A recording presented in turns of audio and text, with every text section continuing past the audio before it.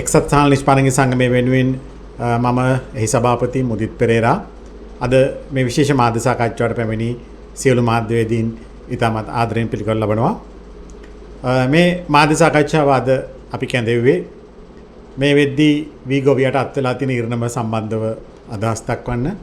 විශේෂයෙන් ඔබට මතක ඇති අපි හේරු දෙරණ ස්වර්ණවාහිනී මේ ආදී සෑම මාධ්‍යයක් කරාම අපි හෙළිදරව් කරා මීට මාසයකට කලින් ප්‍රවෘත්ති සාකච්ඡාවක් තියලා වී මිල රුපියල් 100න් පහළට එන්න පුළුවන්.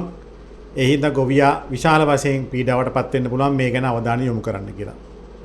හැබැයි අපි දැක්කේ නැහැ මාසයකට ආසන්න කාලයක් කරත් රජයේ කිසිම ක්‍රියාමාර්ගයක් ගත්තේ නැහැ වී මිල ස්ථාවර කරන්න.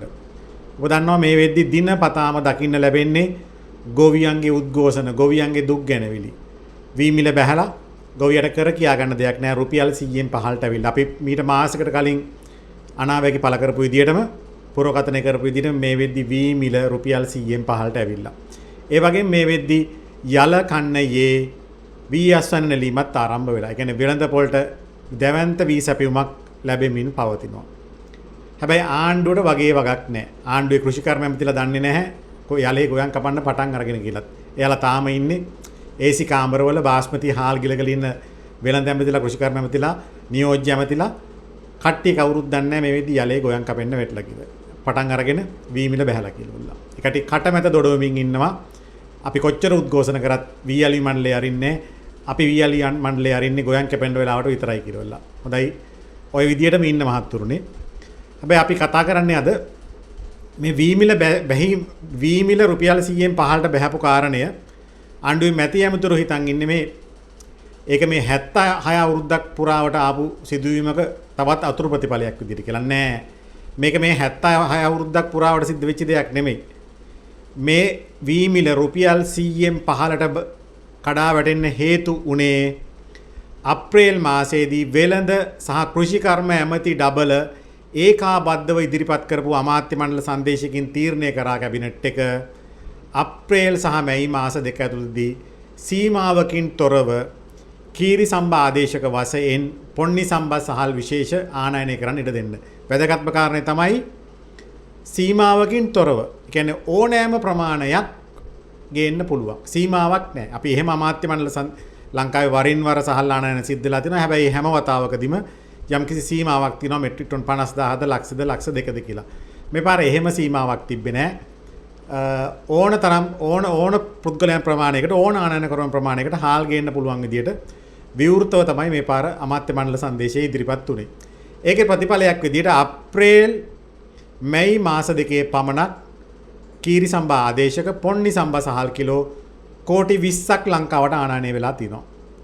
මුළු අවුරුද්දටම මාස 12ටම ලංකාවේ මිනිස්සු පරිභෝජනය කරන්නේ කීරි සම්බා හාල් කිලෝ කෝටි 20යි. මේ මාස දෙකට පමණක් කීරි සම්බා හාල් කිලෝ කෝටි 15ක් ආනයනය කරලා. මේ කීරි සම්බා හාල් කිලෝ කෝටි 15 ආනයනය කියලා තියෙන රුපියල් 65ක පමණ බද්දකට. තොර භාණ්ඩාගාරය මේ කීරි පොන්නි සම්බා සහල් ආනයනය හරහා රුපියල් බිලියන 10ක කියන්නේ රුපියල් බිලියන 10ක ආදායමක් අරගෙන අවුරුද්දටම ඕනේ කීරි සම්බා හාල් කිලෝ කෝටි 20යි අප්‍රේල් මැයි මාස දෙකේ වසන්ත සමරසිංහ ගේනවා පොන්නි සම්බා හාල් කිලෝ කෝටි 15ක්. ඒකෙන් හින්දා දේශීය වෙළඳ පොලේ නාඩු සම්බා කියන මේ හැම වී වර්ගයකම වී මිල කඩා වැටෙනවා. මොකද කෝටි 20ක් ඕනේ අවුරුද්දටම මෙයා මාස දෙකටම කෝටි 15ක් කොබඩවා. කඩවල් ටික ගබඩා හාල් වලින් පිරනවා. හාල් දේශීය හාල් අලවිය පහළට වැටෙනවා. ඒකින් හින්දා වී මිල පහළට වැටෙනවා. ඒ අතර භාණ්ඩාගාරය මේ ආනයනය කරපු හාල් වලින් රුපියල් මිලියන 1000 කියන්නේ බිලියන 10ක දැවැන්ත බදු ආදායමකුත් ලබනවා. ඔය භාණ්ඩාගාරයේ ලැබුව ආදායම විතරයි අපි දන්නේ නැහැ ඇමතිලාගේ සාක්කු වලට කිලෝ එකකින් කීයක් ගියාද කියලා. ඉස්සර නම් අපි නාමල් කරුණාතත් එක්ක මේ ප්‍රශ්න ගැන කතා කරද්දී ඔහු කියන කාරණේ තමයි මල්ලි සාමාන්‍යයෙන් හාල් කිලෝ එකක් ගේද්දි වෙළඳ ඇමතිට රුපියල් 5ක් තියනවා කියලා. අපි නාමල් කරුණාතෙන් අහනවා එදා ඒ වෙළඳ ඇමතිට තියනවාකෝ රුපියල් 5 අද වෙළඳ ඇමතිටත් ඇති නේද කියලා. හරි මොනවා වුණත් ප්‍රශ්නයක් නැහැ. ආණ්ඩු වෙනවා ආණ්ඩු යනවා. හැබැයි ලංකාවේ ගොවියෝ ඉන්න ඕනේ. ලංකාවේ ගොවියෝ වී වගාවේ හිටියොත් තමයි ලංකාවේ ආහාර සුරක්ෂිතතාවය තහවුරු වෙන්නේ. ඒකින්ද ඇමතිලා මොන පිස්සු කෙලියත් ආණ්ඩු මොන පිස්සු කෙලියත් මේ වෙලාවේ සහල් නිෂ්පාදකයෝ වශයෙන් අපිට වගකීමක් තියෙනවා ගොවියෝ රැක ගන්න. ගොවියෝ රැක ගන්න නම් ඔවුන්ට නිසි මිලක් ලැබිය යුතුයි.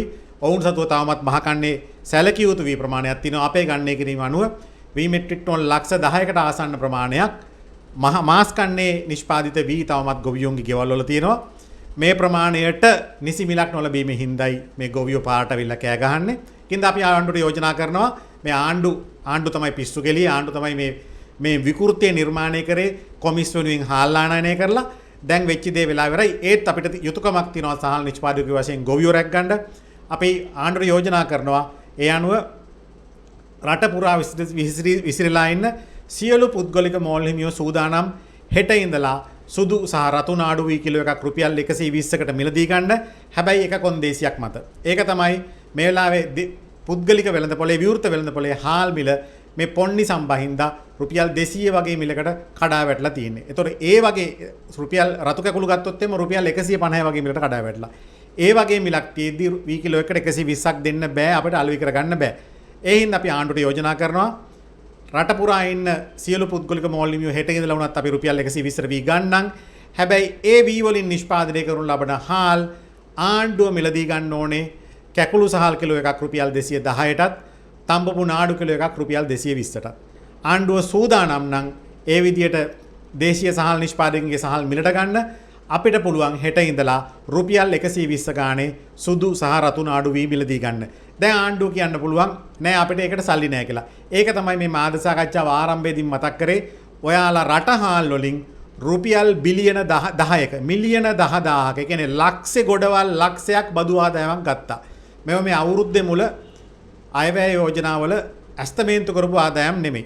කොහොමවත් අපි දැක්කේ නෑ ජනාධිපතිතුමා 2020 අයවැය යෝජනාවලිය කියවද්දී අපි දැක්කේ නෑ සහල් ආනයනෙන් රුපියල් බිලියන 10ක බදු ආදායමක් බලාපොරොත්තු වෙනවා කියලා අනුර කුමාර දිසානායක මහත්තයාගේ අයවැය කතාවේ තිබෙන්නේ නෑ. එතකොට මේ ආවේ ආණ්ඩුවට අතිරේක ආදායමක්. මේ රුපියල් බිලියන 10 යොදවලා මේ දේශීය සහල් නිෂ්පාදකයින්ගෙන් සුදු සහ රතු කැකුළු සහ නාඩු සහල් මිලට ගන්න. එතකොට නිකම්ම වී මිල 120 කියන මට්ටමට ස්ථාවර වෙයි. ඒ ගැන සහතිකයක් අපිට දෙන්න පුළුවන්. ඒ වගේ ඊළඟට අහන්න පුළුවන් ආණ්ඩුව ඔය හාල් අරගෙන අපි මොකද කරන්න කියලා. ඔය හාල් අරගෙන ගබඩා ඇතුලේ ගුල්ලක ගහතියන් ඉන්න ඕනේ නැහැ ජනාධිපතිතුමනි. අස්වැසුම ලාභීන්ට දෙන මුදල් ආධාරයට හිලව් කරලා ඒ වෙනුවෙන් මාසෙකට හාල් කිලෝ 10ක් හෝ 20 බැගින් මේ අඩු ආදායම් ලාභීන්ට ආණ්ඩුව දෙන මුදලට හිලව් කරලා දීලා දාන්න. එතකොට ගොවියාගේ ප්‍රශ්නෙත් ඉවරයි. දේශීය සහල් නිෂ්පාදක ප්‍රශ්නෙකුත් නැහැ. ගොවියෝ පාරේ කෑ ගහන්නෙත් නැහැ. ආණ්ඩුවට මේ වෙද්දී ඇති වෙලා තියෙන විශාලම තර්ජනයත් අවසන් වෙනවා. ඒ හින්දා ඔන්න අපි ආණ්ඩුවට කියනවා ගොවියොන්ටත් කියනවා මේ වී මිල පහළ බැහිම පිටිපස්සේ ඉන්නේ වෙළඳ සහ කෘෂිකර්ම ඇමති ඩබල. ඒ ඩබල ගිය මාර්තු මාසයේ 25 වූ ආසන්න දිනයක අමාත්‍ය මණ්ඩල සංදේශයක් ඉදිරිපත් කරලා කඩිමුඩියේ හාල් කිලෝ කෝටි 15ක් ආනයනය කරා. ඒ හාල් කෝටි 15 ආනයනය කරලා අනවශ්‍ය විදියට වෙළඳ පොළට මුදා හැරීම හින්දායි මේ වී මිල බැස්සේ. හැබැයි අපි ගොවියෝ ගැන හිතලා රට පුරා ඉන්න සහල් නිෂ්පාදකයොත් එක්ක කතා කරලා අපි දැන් යෝජනාවලියක් ඉදිරිපත් කරනවා. අපි හෙට ඉඳලා වුණත් 120ට ගන්නම්. හැබැයි ආණ්ඩුව අපිට සහතිකයක් දෙන්න ඕනේ. ඒ 120ට මිලදී ගන්න වී වලින් නිෂ්පාදිත කරනු ලබන සහල් තොග සතොසු හෝ ලංකා සසෝ යම් රාජ්‍ය ආයතනයක් කරා ආණ්ඩුව කැකුළු කිලෝ එකක් 210ටත් 220ටත් සහල් මෝල් හිමියන්ගෙන් මිලට ගන්නවා කියලා. එහෙම වුණොත් ඉතාමත් සතියක් දෙකක් ඇතුළතදී යලිත් මේ රුපියල් 85ට 90ට 95ට බහැලා තියෙන වී මිල රුපියල් 120ට ස්ථාවර වෙන්න පුළුවන්. ආණ්ඩුව කැමති නම් ගොවියට 120 වී මිල දෙන්න මේ පහුගිය මහකන්නේ වී වලට සහල් මෝල් හිමියෝ සූදානම්. ආණ්ඩුව කැමති නැත්නම් තවදුරටත් වී මිල බහී වේ. හින්දා ජනාධිපතිතුමනි ගොවියව තවදුරටත් පාරට ගේනවද අනවශ්‍ය කලබ ගැණියක් රට තුල ඇති කර ගන්නවද කියන එක තීරණය කරන්න තියෙනවා ඔබතුමාට, අපිට නෙමෙයි. ඒකින්ද ඔය වෙළඳ සහ කෘෂිකර්ම ඇමති ඩබල කියන කතන්දර අහගෙන ගිහිල්ලා පුනරුදය ගොවියොන්ට පාරේ පෙන්වන්න යන්න එපා. ඒකින්ද කරුණාකරලා ඉල්ලීමක් කරනවා වහාම අපි සූදානම් රුපියල් 120ට හෙට ඉඳලා වී ගන්න. ආණ්ඩුව සූදානම් වෙන්න ඒ සහල් තොගය රුපියල් 210ත් 220ත් අතර මිලකට රාජ්‍ය ආයතන වලට ලබා ගන්න.